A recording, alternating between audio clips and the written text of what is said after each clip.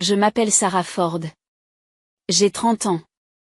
Lors de mon dîner de répétition, devant 70 membres de ma famille, mon père s'est levé, a levé son verre et a dit assez fort pour que tout le monde l'entende, je n'accompagnerai pas l'erreur de quelqu'un d'autre jusqu'à l'hôtel. Il parlait de moi. Il a accompagné mes 2 sœurs à l'hôtel. Le mariage d'Emily lui a coûté 52 000 $. Celui de Claire en a coûté 61. Il a payé chaque centime et a pleuré pendant leur danse père-fille. Pour moi, il a dit non point ce que mon père ne savait pas, ce que personne ne savait, c'est que je le protégeais depuis l'âge de 8 ans. 22 novembre 2003. La nuit où ma mère est morte, j'ai menti à la police. J'ai menti à la compagnie d'assurance. J'ai caché les preuves, et j'ai porté ce mensonge pendant 22 ans.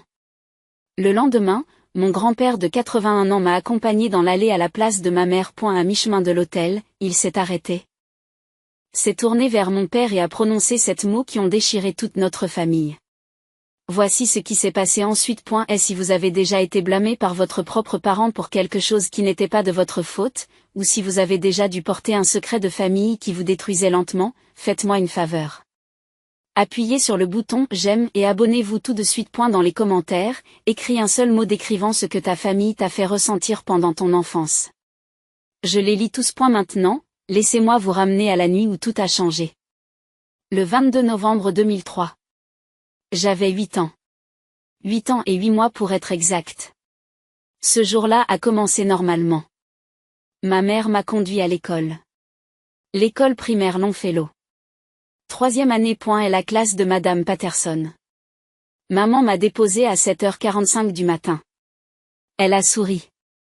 Elle m'a dit qu'elle me verrait après le cours de ballet. J'avais cours de danse à 18h. École de danse Riverside. Studio B. 85 $ par mois.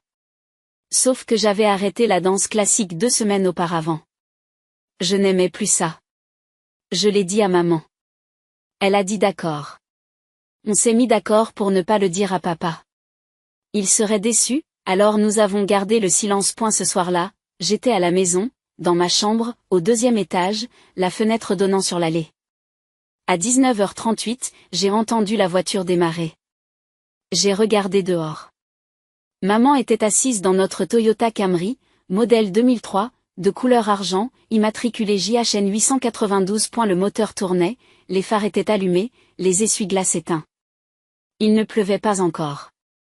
Elle était assise là, les mains sur le volant, la tête baissée. J'ai regardé l'horloge numérique sur ma table de nuit. 738 est devenu 740. 41, 42. 9 minutes.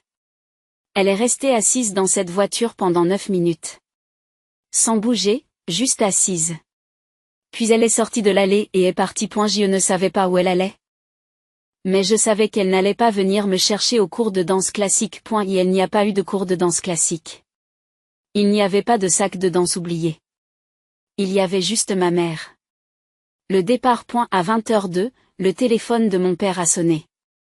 Motorola Razr. Un téléphone à clapet argenté. Il a répondu, dis quoi? Et où? Puis rien. Il a pris ses clés, a quitté la maison à 8h04. Il n'a pas dit un mot à moi ou à mes sœurs. Émilie avait 15 ans. Elle nous a enfermés dans sa chambre. À l'étage, chambre numéro 2.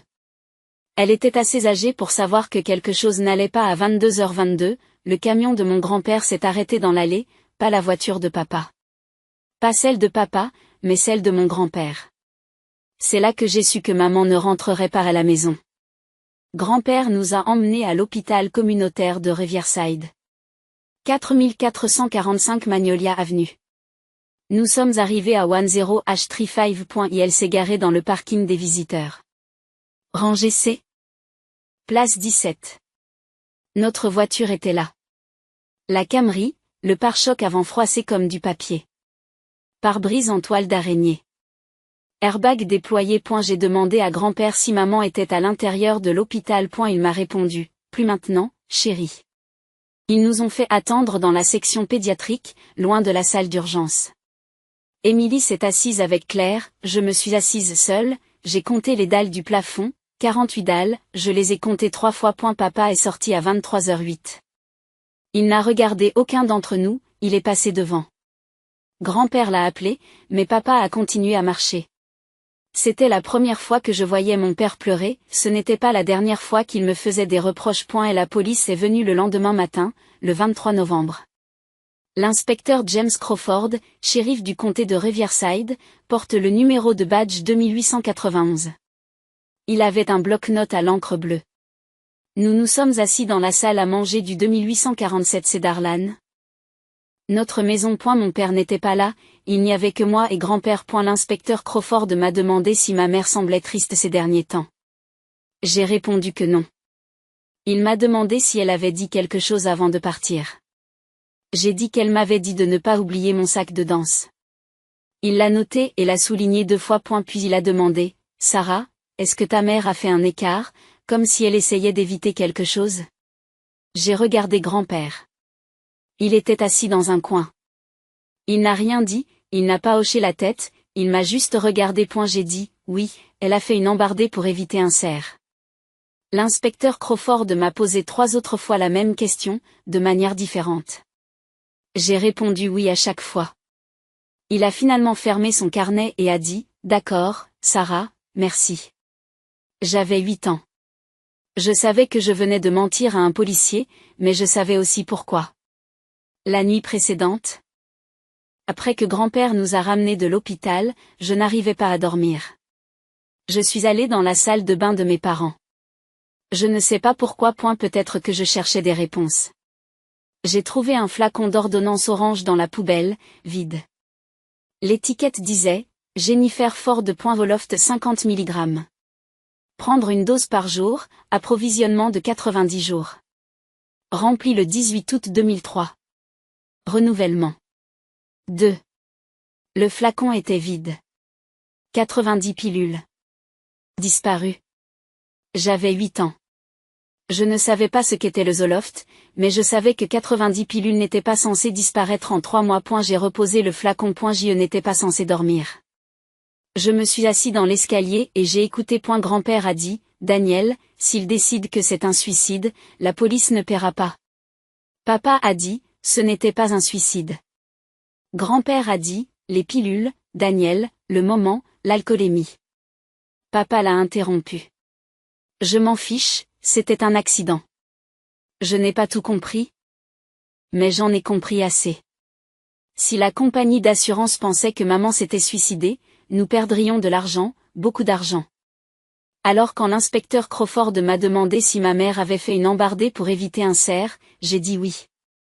J'ai menti. Ma famille a survécu. 2 semaines plus tard, un homme de State Farm est venu chez nous. C'était le 9 décembre 2003. Il s'appelait Donald Patterson, enquêteur des sinistres. Il avait une mallette. Numéro SF 2003118 Il s'est assis à la table de la cuisine et a demandé à papa si maman était déprimée. Papa a répondu par la négative. Et elle a demandé s'il y avait eu des tentatives de suicide. Papa a dit non. Il lui a demandé s'il y avait une raison quelconque pour que maman veuille se faire du mal. Papa m'a regardé, puis a regardé Monsieur Patterson. Et elle a dit, non, c'était un accident. Ma fille a vu un cerf. Monsieur Patterson m'a regardé. J'étais en train de faire mon devoir de maths, en 3e année. Les tables de multiplication. Et elle m'a demandé, Sarah, tu es sûre pour le cerf? J'ai dit oui.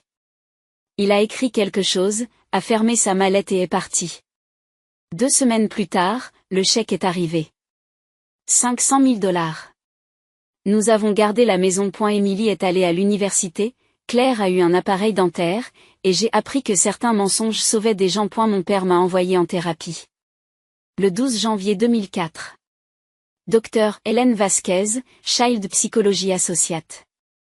4156 Magnolia Avenue, suite 203. Son bureau sentait la lavande, une fausse plante dans le coin, des mouchoirs sur chaque table, un canapé beige, des aquarelles sur les murs. Elle m'a demandé si je voulais parler de ma mère. J'ai dit qu'elle était morte dans un accident de voiture. Le docteur Vasquez m'a demandé ce que je ressentais. J'ai dit que j'étais triste. C'était la vérité. Le mensonge était tout ce que je n'ai pas dit. À la fin de la séance. Le docteur Vasquez m'a demandé si je me reprochais l'accident. J'ai répondu par la négative. Elle a écrit quelque chose dans son bloc-notes. Je l'ai vu à l'envers. Un mot, déni. Elle avait tort. Je ne m'en suis pas voulu. Je blâmais mon père. Je ne savais pas encore pourquoi. Pendant 4 ans, 187 séances, il s'est garé dans le parking, rangée 2, près de l'arbre si la place était libre. Il attendait dans sa camionnette, une Ford F-150 2001, grise. Et elle lisait le La Times pendant que je suivais ma thérapie. Et elle ne demandait jamais de quoi nous parlions. Juste, prêt à rentrer? C'était un trajet de 12 minutes, 6,3 miles, en silence, chaque semaine. Une fois, à 11 ans, j'ai demandé, « Papa, tu veux savoir de quoi on parle ?»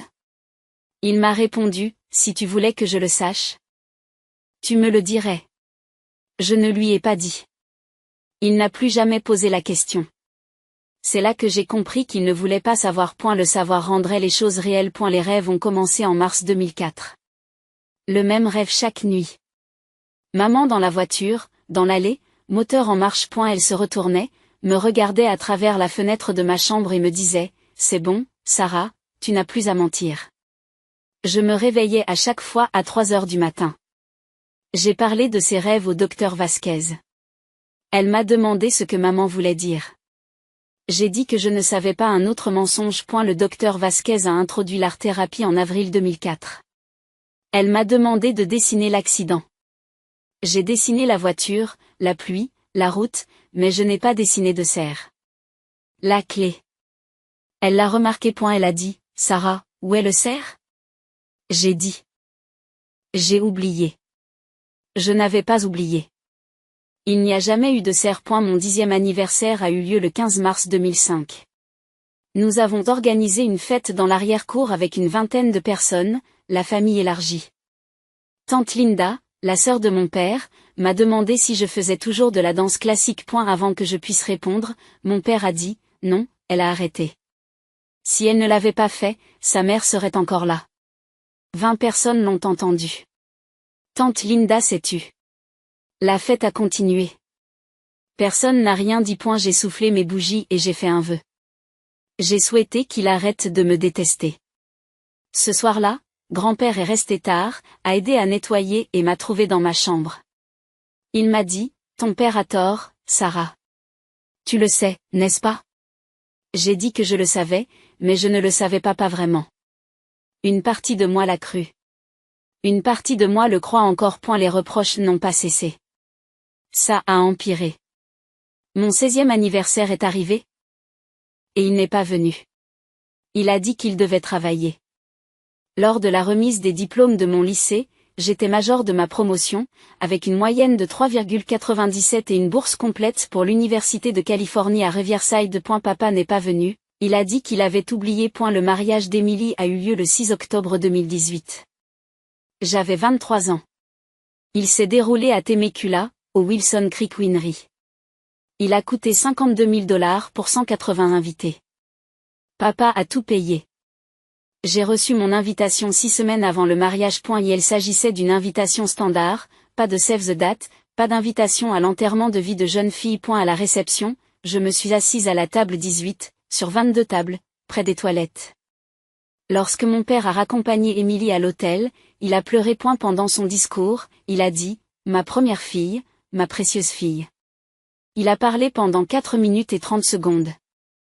Je suis partie avant le lancer du bouquet. 21h15 Emily m'a envoyé un texto le lendemain, disant « Je suis désolée pour les places. » J'ai dit que c'était bon.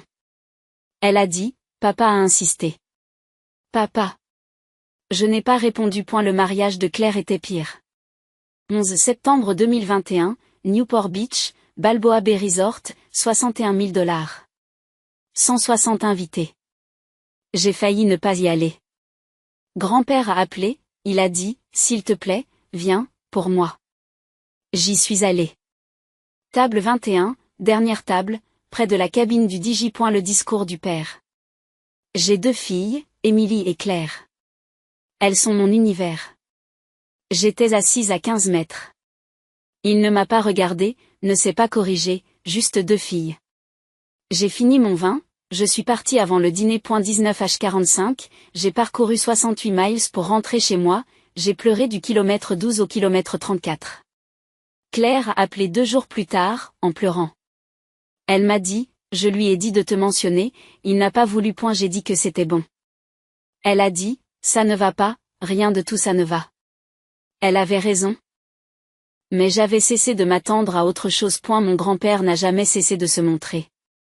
En avril 2013, j'ai été accepté à l'université de Riverside, pour $24 000 par an.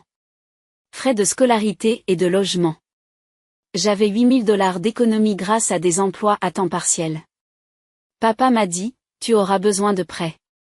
Émilie avait reçu $40 000 pour l'université. Claire a eu $40 000 aussi.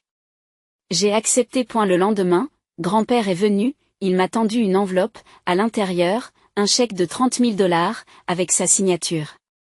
La ligne de la note. Première année, je m'occupe du reste. J'ai pleuré. Il m'a dit, tu l'as mérité, Sarah. En 4 ans, grand-père a versé $120 000. Grâce à son épargne retraite, sa pension s'élevait à $18,50 par mois. IBEW, local 440, électricien à la retraite. Il ne m'a jamais demandé de rembourser. Août 2013, j'avais besoin d'une voiture pour aller à l'université. J'avais économisé $5 000. J'ai regardé des Corolla d'occasion d'environ $8 000. Grand-père m'a dit, laisse-moi m'en occuper. La semaine suivante, j'ai acheté une Honda Civic Silver 2013, $18,500, entièrement payé. La carte rose est à mon nom. Papa l'a vue et a dit à grand-père, tu la gâtes. Grand-père a répondu, je l'aide comme tu aurais dû le faire. Papa est parti. Je conduis toujours cette voiture. Aujourd'hui, après 138 000 km, je la conduirai probablement jusqu'à ce qu'elle meure, parce que chaque kilomètre me rappelle que quelqu'un a cru que je valais la peine qu'on se montre pour moi. Le 14 mai 2023. Coffee Bean & Tea Leaf. Canyon Crest Town Center. Riverside. J'ai commandé un latte à la vanille. Grande. J'ai pris la mauvaise tasse. C'était la sienne. Il a dit, c'est le mien, mais tu peux l'avoir. Je vais en prendre un autre. Il s'appelait Nathan Brennan, 32 ans, ingénieur civil. Nous avons ri, échangé nos numéros. Premier rendez-vous. Le 20 mai. Dîner au Simple Simons. Troisième rendez-vous, le 28 mai. Randonnée au Mont Rubidoux. Je lui ai parlé de l'accident, de mon mensonge. Il m'a dit, ça a dû être très dur. Je n'ai pas posé de questions, je n'ai pas insisté, j'ai juste écouté. Je suis tombé amoureux de cela. 6 mois plus tard, je lui ai parlé de mon père, des reproches, de la distance, des mariages où je m'asseyais seule. Nathan m'a dit, quand nous nous marierons, tu ne seras pas assise seule. J'ai dit, si on se marie, il a dit, quand? Il avait raison. Le 14 janvier 2024. Nathan a fait sa demande. Mission dans les jardins. Bague. Bande de platine. Diamant taille princesse de 0,8 carats. $3,2 cents. Il avait économisé pendant 8 mois. J'ai dit oui. J'ai d'abord appelé Émilie. Elle a crié. Puis Claire. Elle a pleuré de joie. Puis j'ai appelé papa. Il a dit, félicitations. J'ai dit, on pense à octobre 2025. Il a dit, c'est bien pour toi. Pause. Puis. J'espère que tu ne t'attends pas à ce que je paie pour ça. J'ai dit, non, papa. Il a dit, bien. Et il a raccroché. Nathan a demandé ce que papa avait dit. J'ai souri. J'ai dit qu'il était content pour nous. Nathan m'a cru. Je ne l'ai pas corrigé. Certains mensonges protègent les gens. Je l'ai appris par expérience. Nous avons fait 8 tournées. De mars à avril 2024. On a choisi le Mission Inn. La grande salle de bal. $18 000 pour le forfait. Cérémonie, réception, repas pour 200 invités. Budget total avec robe, fleurs, photographe, digi, $35,000. Les parents de Nathan ont proposé de contribuer. J'ai dit non, nous partagerons le budget nous-mêmes. Nathan m'a demandé si j'étais sûre. J'ai dit que j'étais sûre. Je ne voulais pas de la pitié de qui que ce soit. Je voulais un mariage que j'avais payé, un mariage que personne ne pourrait me reprocher. Ma robe, $2100. Dentelle ivoire, Ligna. Je l'ai achetée seule. Émilie a demandé, tu as invité papa? J'ai dit. Bien sûr. C'est toujours mon père. Elle a dit, viendra-t-il? J'ai dit, je ne sais pas. J'ai envoyé l'invitation. Juin 2024. Invitation standard. Pas de mots personnels. Non, j'espère que vous serez là. Juste Daniel Ford. Il a répondu à l'invitation, oui. Il a refusé de me conduire à l'hôtel. Il a coché l'option repas de poulet, et c'est tout. 17 octobre 2025. Dîner de répétition, 19h Mission Inn, salle à manger privée, Alhambra Suite, 70 personnes, Émilie, Claire, leur mari, leurs enfants, la famille de Nathan, des amis, grand-père et père. Il est arrivé à 7h52.52 minutes de retard, assis dans le coin arrière, seul. Je l'avais placé avec Émilie et Claire. Il a bougé, commandé un scotch, Glenlivet 18, soigné, costume sombre, pas de cravate. Le père de Nathan a porté un toast. 8 minutes, drôle, chaleureux, accueillant. Il a dit, nous ne perdons pas un fils. Nous gagnons une fille. Il m'a regardé, il a souri. Le père a regardé son verre. N'a pas applaudi. Émilie s'est levée, a levé son verre et a dit, Sarah, tu es la personne la plus forte que je connaisse. Tu as traversé l'enfer. Tu as survécu avec grâce. Tu mérites tous les bonheurs. Nathan, prends soin d'elle. Elle est plus forte qu'elle n'en a l'air, mais elle est aussi plus douce qu'elle ne l'admet. Pour Sarah et Nathan. 70 personnes. À Sarah et Nathan. Le père n'a pas levé son verre, il n'a pas bu, il a juste regardé. Puis il s'est levé. Personne ne le lui a demandé, personne ne s'attendait à ce qu'il le fasse. Mais il s'est levé. Silence. 70 personnes se sont retournées. J'ai arrêté de respirer. Et elle a dit, j'ai quelque chose à dire. Pause. 10 longues secondes. Demain, Sarah se marie. Les gens m'ont demandé si je la conduisais à l'hôtel. Nouvelle pause. Ce n'est pas le cas. Je ne vais pas accompagner l'erreur de quelqu'un d'autre jusqu'à l'hôtel. Silence complet. Personne n'a bougé. Personne n'a respiré. Il s'est rassis. A pris un verre comme s'il avait dit quelque chose de normal. Normal. Quelqu'un a fait tomber une fourchette, elle a heurté l'assiette, bruyamment. Dans le silence, on aurait dit un coup de feu. J'ai regardé grand-père. Il regardait papa, puis lentement, il s'est levé. 81 ans, 1m70, un costume bleu marine, le même qu'il portait à l'enterrement de ma mère il y a 22 ans. Il m'a regardé. Papa. Il m'a regardé. Et elle a dit, Sarah, je serais honorée de te conduire à l'hôtel demain. Sa voix n'a pas tremblé. Elle n'a pas vacillé. Calme. Sûr. Puis il s'est tourné vers papa. Il a dit, tu es un lâche, Daniel. Et il s'est retourné vers moi. Allons-y. Nous sommes sortis. 70 personnes regardaient. Papa est resté à sa place. Dehors, dans la cour de l'auberge de la Mission, près de la fontaine espagnole, grand-père m'a pris les deux mains. Il m'a dit, demain, je vais arranger ça. J'aurais dû le faire il y a 22 ans. Mais je vais le faire demain. J'ai dit, comment? Il m'a dit, tu verras. Je ne savais pas ce qu'il voulait dire, mais je lui faisais confiance. J'ai toujours eu confiance en lui. Le 18 octobre 2025. Le jour de mon mariage. Je me suis réveillée à 7h du matin. Suite présidentielle. Mission Inn.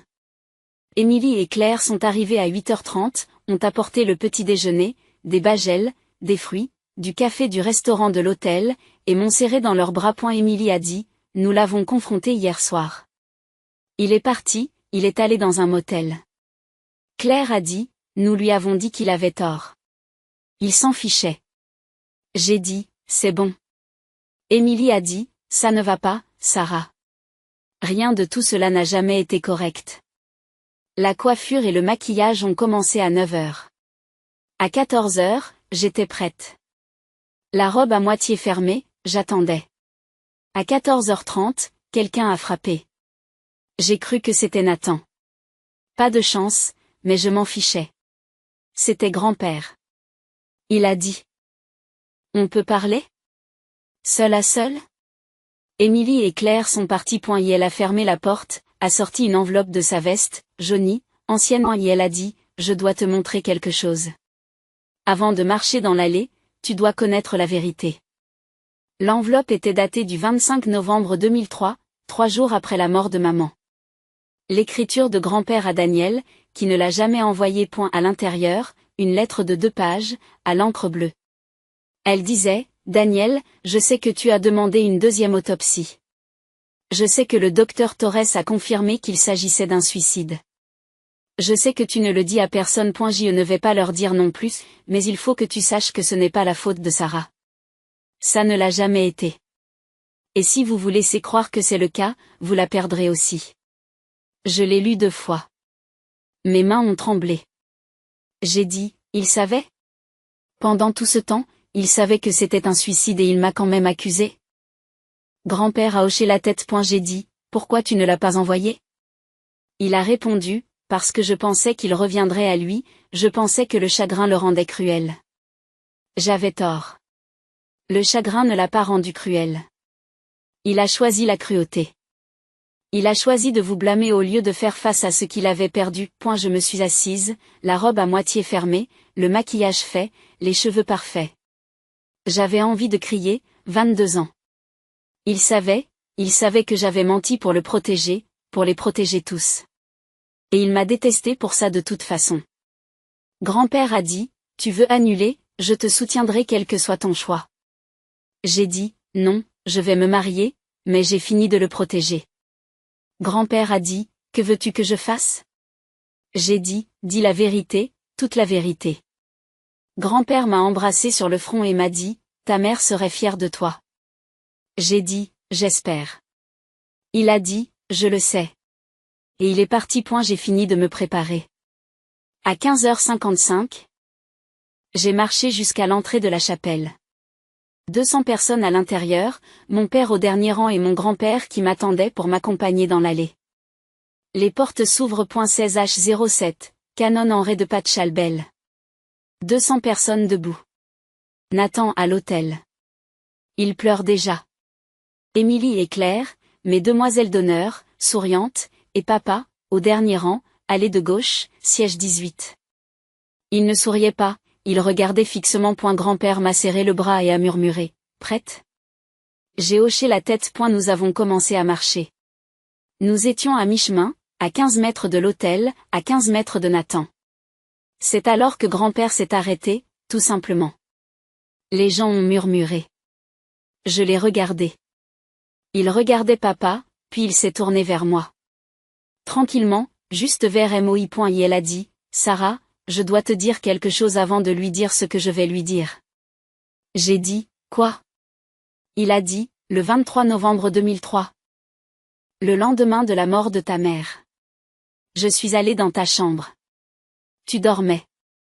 J'ai vu ton ours en peluche, Monsieur Buton. Et la couture arrière était ouverte. J'ai regardé à l'intérieur. J'ai trouvé le mot de ta mère. Ma respiration s'est arrêtée, a-t-il dit. Je savais que tu l'avais caché. Je savais que tu nous protégeais. Alors je l'ai pris. Je l'ai gardé en sécurité. J'ai murmuré, tu l'as depuis 22 ans? Il a hoché la tête. Où? Coffre-fort, Wells Fargo, Riverside de Mainbranche, 3499 University Avenue, boîte numéro 1893. Je l'ai ouvert le lendemain du jour où j'ai trouvé la note. Je suis le seul nom qui y figure. Personne d'autre ne pouvait l'ouvrir. Je te protégeais comme tu nous as protégés. J'ai dit, pourquoi me le dire maintenant? Il a dit, parce que je suis sur le point d'arrêter de le protéger. Grand-père s'est retourné, a fait face à mon père. 200 personnes se sont tues. Pas de musique. Pas de mouvement. Grand-père me tenait toujours par le bras. Debout au milieu de l'allée. Papa est resté assis, figé. Et la voix de grand-père, suffisante pour tout le monde. Daniel, lève-toi. Papa n'a pas bougé. Grand-père parle plus fort. Lève-toi. Papa se lève, lentement, les mains le long du corps. Grand-père dit, tout le monde ici est sur le point d'apprendre quelque chose, sur cette famille, sur ce qui s'est passé il y a 22 ans, et sur ce que tu as fait. Le visage de papa devient tout blanc. Grand-père dit, tu as 5 secondes pour partir, ou je le dis ici. Papa n'a pas bougé, alors grand-père l'a dit. Il a regardé mon père, âgé de 81 ans, la voix posée, et a prononcé cette mot. Elle a menti pour te sauver de toi-même. Silence. Complet. Personne ne respire. La bouche de mon père s'est ouverte, s'est refermée, aucun son. Grand-père dit, Sarah avait 8 ans.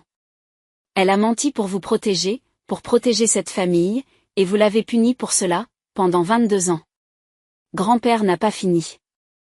Il a fouillé dans sa veste, en a sorti des papiers qu'il a dépliés. Et elle a dit, il faut que tout le monde entende ça parce que Sarah a fait cavalier seule pendant assez longtemps.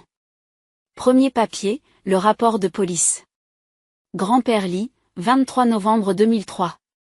L'inspecteur James Crawford a interrogé Sarah, âgée de 8 ans. Elle a dit que sa mère avait fait une embardée pour éviter un chevreuil. Il a levé les yeux. Aucun chevreuil n'a été retrouvé. Les traces de dérapage ne montrent aucune embardée. Elles montrent une ligne droite, dans la glissière de sécurité, à 70 miles à l'heure, murmure-t-il. Grand-père poursuit, l'inspecteur a noté, l'enfant semble avoir été entraîné, l'histoire ne correspond pas aux preuves, mais la famille a insisté sur le fait qu'il s'agissait d'un accident. C'est donc un accident qui s'est produit. Quelqu'un dans la foule dit, pourquoi aurait-elle menti? Grand-père répond. Parce qu'elle avait 8 ans et qu'elle nous a entendu parler de l'assurance. Il a sorti le papier suivant. Le sénateur Ford a souscrit une assurance vie de $500 000. 14 janvier 2002. Clause de suicide. En cas de décès par suicide dans les 24 mois, la police est annulée. Jennifer est morte le 22 novembre 2003. 22 mois et 8 jours plus tard.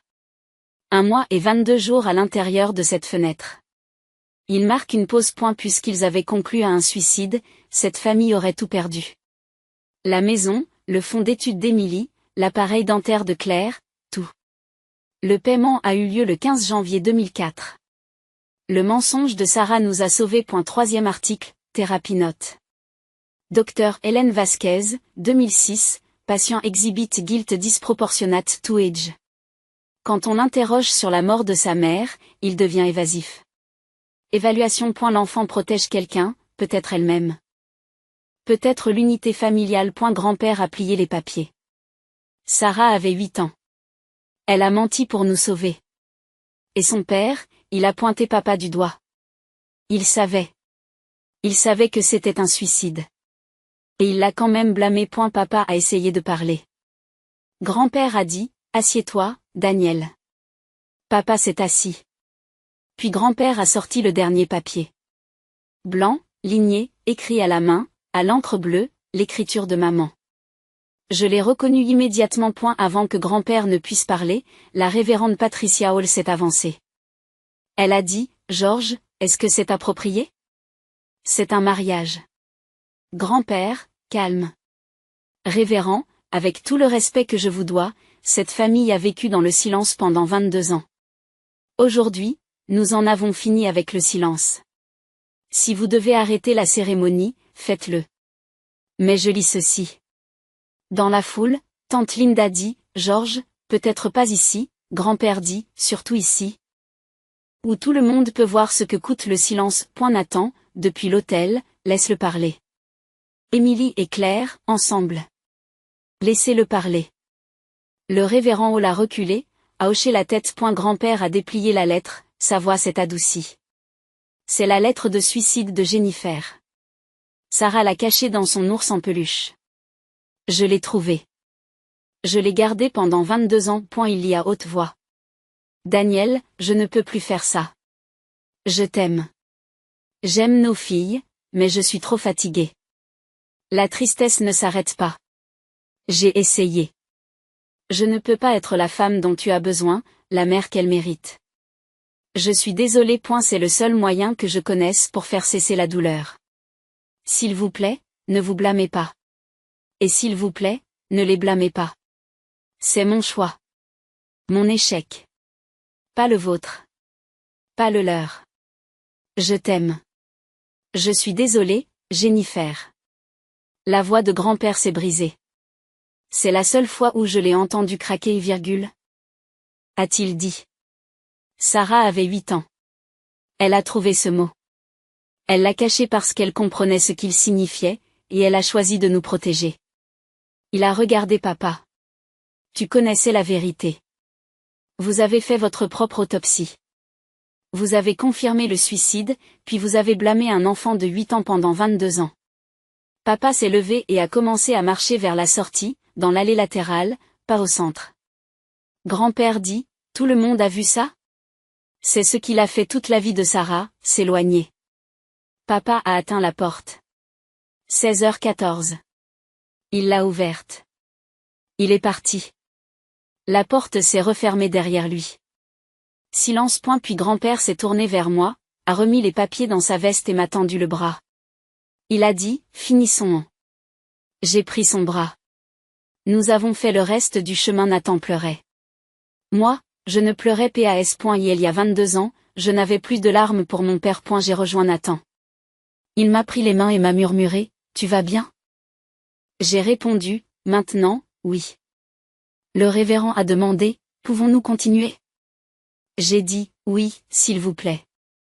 La révérende la souris. Elle a dit, nous venons d'assister à quelque chose d'extraordinaire, à une vérité qui se construit depuis 22 ans, et maintenant nous sommes ici pour assister à un commencement.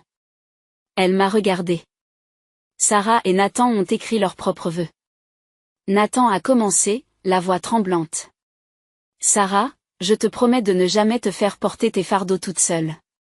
Je promets de me montrer chaque jour, même quand c'est difficile, surtout quand c'est difficile. Je te promets d'être la famille que tu méritais depuis toujours. À mon tour, j'ai dit, Nathan, je te promets d'arrêter de protéger les gens qui me font du mal. Je te promets de te laisser me protéger à ma place. Je te promets de te dire toujours la vérité, même quand c'est difficile. Nous avons échangé nos bagues, 16h21, baiser, 16h22. Révérend Hall. Je vous déclare mari et femme. Chanson de récession, Here Comes the Sun, des Beatles. Nous sommes retournés dans l'allée. Ensemble, mariés, nous sommes passés devant la rangée où papa était assis, vide à présent. Mais je ne me sentais pas vide.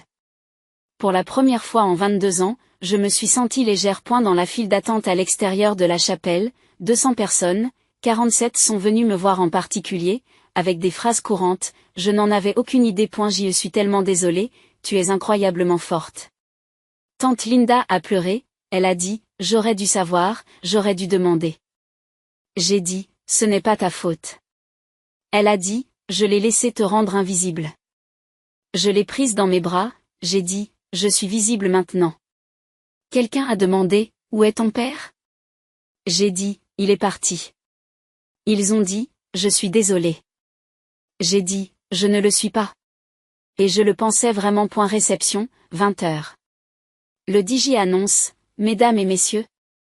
La danse père-fille. Pause. Puis, Sarah a choisi de danser avec son grand-père, George Ford. Louis Armstrong, What a Wonderful World. Grand-père m'a pris la main. On a dansé, il a dit, je suis fier de toi. J'ai dit, je n'aurais pas pu le faire sans toi. Il a dit, tu aurais pu, mais je suis content que tu n'aies pas eu à le faire. À la 48e minute de la chanson, il a murmuré, ta mère regarde, elle est fière aussi. J'ai pleuré, mes premières larmes de la journée, il m'a soutenu. À la fin de la chanson, Nathan a pris ma main et a dit, je peux. Grand-père a souri, s'est retiré, Nathan et moi avons dansé sur At Last, d'Etta James. Pas de danse père-fille avec mon père. Mais j'ai dansé avec l'homme qui s'est présenté. C'était suffisant. Et si vous avez déjà été blâmé pour quelque chose qui n'était pas de votre faute, laissez un commentaire ci-dessous, et si vous voulez savoir ce qui s'est passé ensuite, abonnez-vous. À 21h. Nathan et moi avons coupé le gâteau. Vanille avec garniture à la framboise. $380 d'une boulangerie de Corona. Grand-père a porté le dernier toast, levé son verre et dit, à Sarah, la personne la plus forte que je connaisse. Je l'ai cru. 25 octobre 2025. Une semaine après le mariage, un email de papa, à 23h47. Objet, je suis désolé. Corps, Sarah, je ne sais pas quoi dire, sauf que je suis désolé. J'ai eu tort. Je le sais maintenant. J'ai besoin de temps pour faire le point. J'espère qu'un jour tu pourras me pardonner, papa. 37 mots, 22 ans de reproches. 37 mots d'excuses. Je l'ai regardé fixement. Nathan a dit, tu vas répondre? J'ai dit, non. Il a dit, tu es sûr? J'ai dit, j'ai porté son chagrin pendant 22 ans. Il peut porter sa culpabilité pendant un moment. Émilie a appelé le lendemain matin et a dit, il a quitté Déborah. Papa s'était remarié en 2022. Déborah était sa deuxième femme. Émilie a continué. Il est dans un motel. Riverside Inn. $89 la nuit. Chambre 24. Il ne veut parler à personne. J'ai dit, c'est son choix. Émilie a dit, vous n'êtes pas inquiet? J'ai dit, je me suis inquiétée pour lui pendant 22 ans. J'en ai fini. Le dimanche suivant le mariage, le 27 octobre, Émilie a organisé un dîner. Juste nous. Émilie, Claire, leur famille, moi, Nathan, grand-père, pas de père. Émilie a dit, je pense qu'on devrait faire ça régulièrement, chaque semaine, pas de papa jusqu'à ce qu'il gagne sa place. Claire a dit qu'elle était d'accord. Elles m'ont regardé. J'ai dit, j'aimerais bien. Et c'est ce que nous avons fait.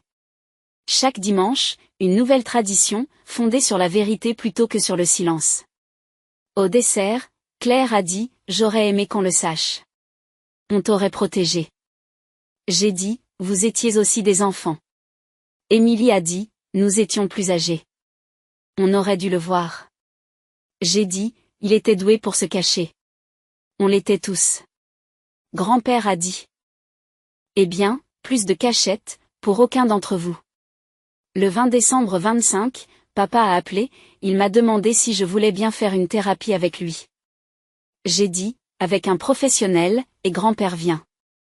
Il a accepté. Nous avons trouvé le docteur Angela Martinez, LMFT, thérapeute conjugale et familiale agréée, Riverside Counseling Center, 5677 La Sierra Avenue, première séance, 15 janvier 2026, 14h, petit bureau, 3 chaises, en triangle. Papa a l'air plus vieux, plus mince, fatigué. Il a perdu une quinzaine de kilos, il a plus de cheveux gris, il n'est pas rasé. Le docteur Martinez dit, Daniel, pourquoi êtes-vous ici? Le père répond, parce que je ne sais pas comment réparer ce que j'ai fait. Le docteur Martinez a dit, est-ce que ça peut être réparé? Le père m'a regardé. J'ai regardé en arrière, je n'ai pas répondu pour lui. 35 minutes plus tard, le docteur Martinez a dit, Daniel, parle-moi de l'autopsie. Papa, dit le docteur Martinez. Je savais que c'était un suicide. J'ai demandé une autopsie privée 3 jours après la mort de Jennifer. Elle a confirmé. Overdose intentionnelle, Zoloft, 450 mg. Taux d'alcoolémie de 0,18%. Ingestion, cause de la mort, dépression respiratoire. Le docteur Martinez a dit, pourquoi ne l'avez-vous dit à personne? Le père a dit, parce que si j'admettais qu'elle s'est tuée, je devrais admettre que je ne l'ai pas vue. Je ne l'ai pas sauvée. J'ai échoué en tant que mari. Pause. Longuement. Il était plus facile de blâmer Sarah, une enfant de 8 ans. Que Dieu me vienne en aide, c'était plus facile. Il a pleuré 2 fois pendant cette partie. Je suis restée assise, le visage impassible, sans larmes. Le docteur Martinez a dit, Sarah, qu'attendez-vous de votre père? J'ai répondu, je veux qu'il admette qu'il a choisi de me faire du mal, tous les jours, pendant 22 ans, non pas parce qu'il ne savait pas ce qu'il fallait faire, mais parce que c'était plus facile que d'affronter sa propre douleur. Papa a dit, tu as raison. J'ai dit, je sais que j'ai raison. Fin de la séance. 15h28. Papa a dit, peux-tu me pardonner? Silence. 47 secondes. Le docteur Martinez ne m'a pas pressé. J'ai réfléchi. Puis j'ai dit, je ne suis pas encore prêt à te pardonner, papa, mais je suis prêt à essayer. Papa a dit, qu'est-ce que ça veut dire? J'ai dit, ça veut dire que tu te montres à la thérapie. Chaque semaine. Tu fais le travail. Tu arrêtes de te trouver des excuses et peut-être que dans 1 an, 5 ans ou 10 ans, je pourrai te dire que je te pardonne. Mais aujourd'hui, non. Il a hoché la tête, il a accepté. Grand-père m'a serré la main. Et la prochaine séance est prévue le 22 janvier, une semaine. Nous sommes sortis tous les 3. Papa a demandé, je peux te serrer dans mes bras? J'ai dit, pas encore. Il a dit, d'accord.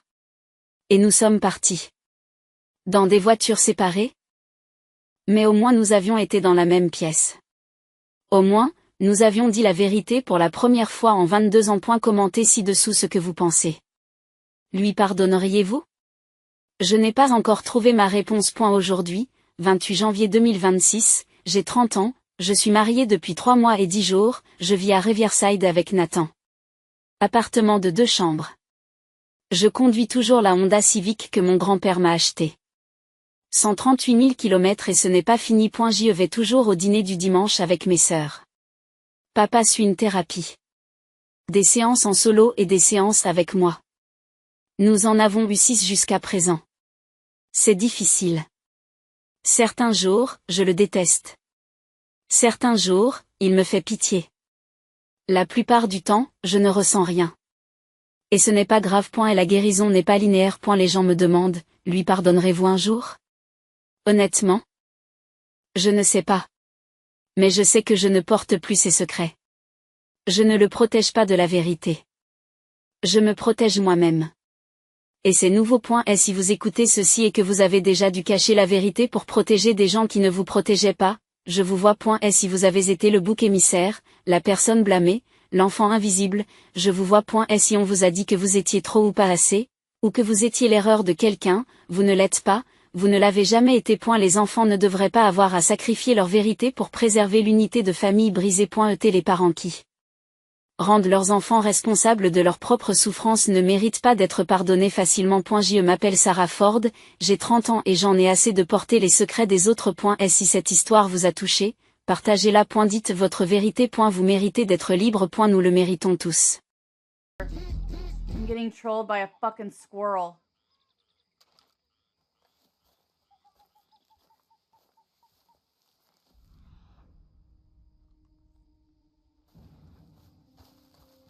I've literally been shooting at these same squirrels and they're not dying.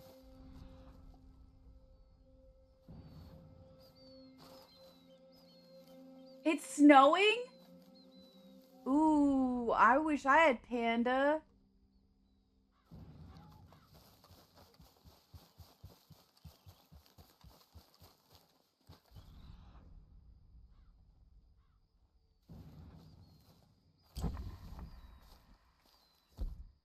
All right, where is this bitch?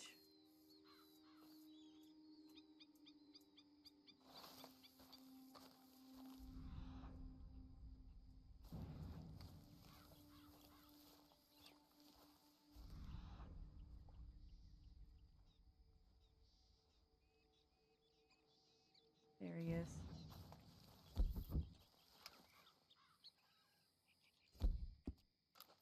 I got one left.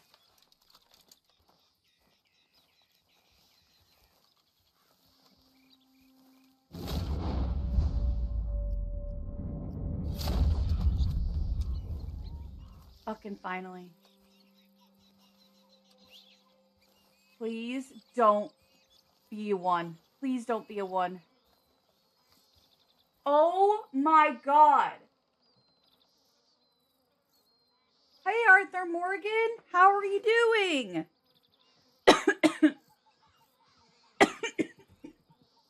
Sorry. I don't know what I'm doing wrong. I genuinely do not know what I'm doing wrong. Like, I'm getting so freaking mad.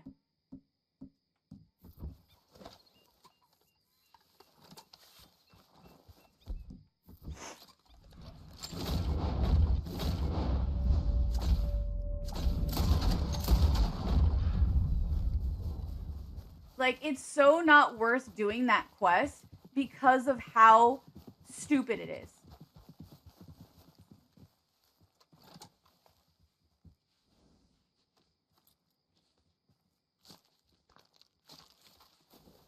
Yeah, I'm about to give up on it. It's Dookie Cheeks.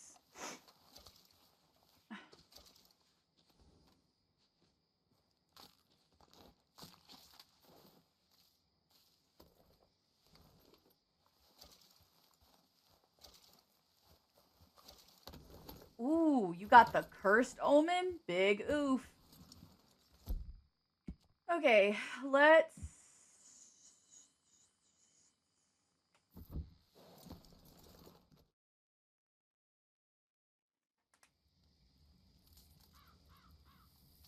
Let's see. What am I gonna do? What am I gonna do? What am I gonna do?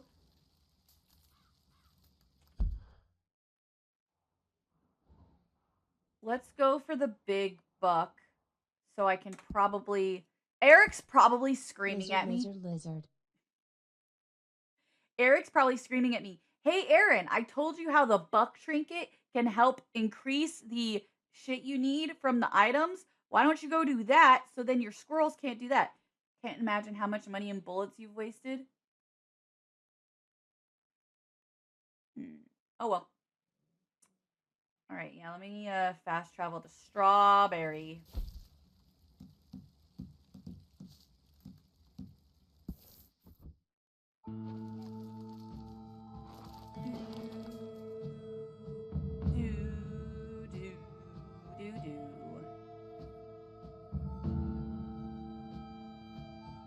I am frustrated enough.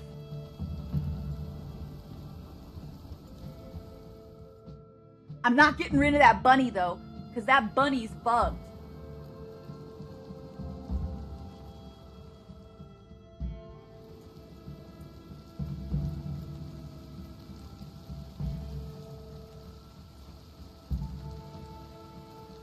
After I kill this buck, then I'll go back to Saint Denis. And then I'll actually do some quests.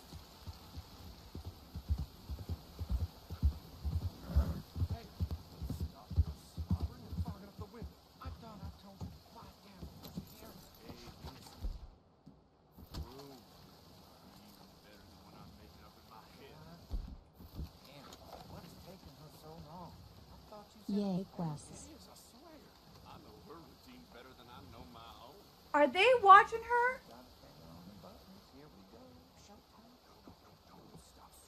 Lord, we'll be here till tomorrow at this rate. You dirty bastards. Get the hell out of here. Get out of here. Who are they peeping on? Oh my god. What are those two peeping at anyway? What did I expect? Not again, you filthy pervert! Oh shit. Have an eyeful. Oh shit. Oh shit. Oh shit. Oh shit. I may have deserved that.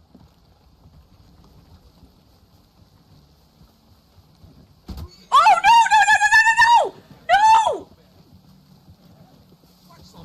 no no no no no. Oh my god. Oh my god. This can only get so much worse.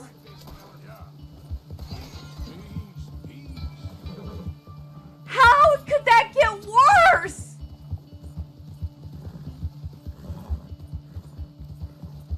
Oh my god, everything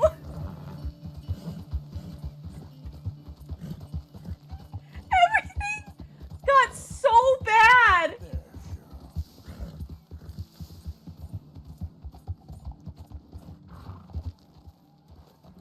Definitely gotta be in like the 6.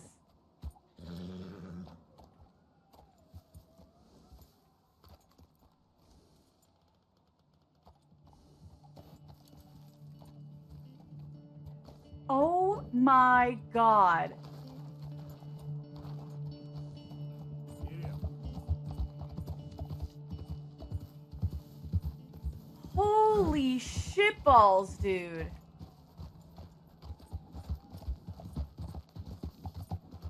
Well, that's what I get for pulling a Peepin' Tom move, huh?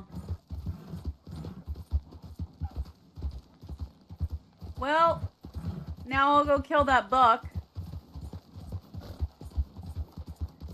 Oh, uh-oh. Not going that way. Uh-oh. Here we go. Oh, he absolutely did miss that.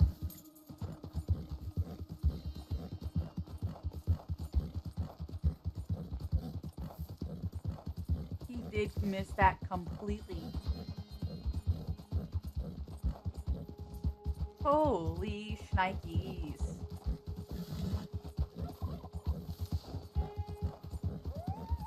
Oh, God.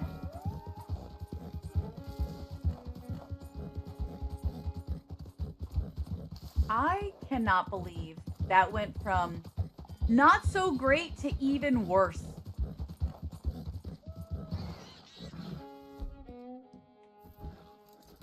All right, we're going to sleep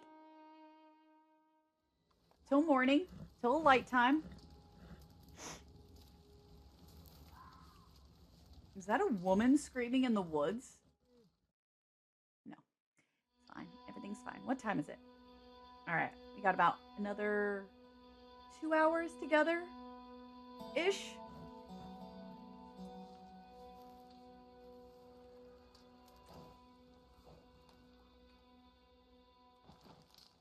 I already started working on my compilation of me and my horse fuckery.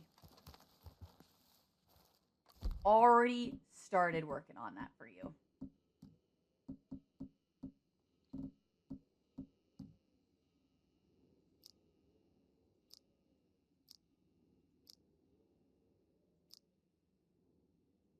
What's the difference?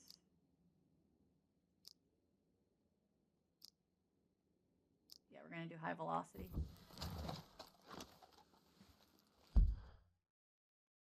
I mean, it's just, I'm just trying to do something simple around here.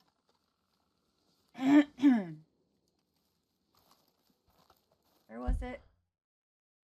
I'm literally walking right towards it.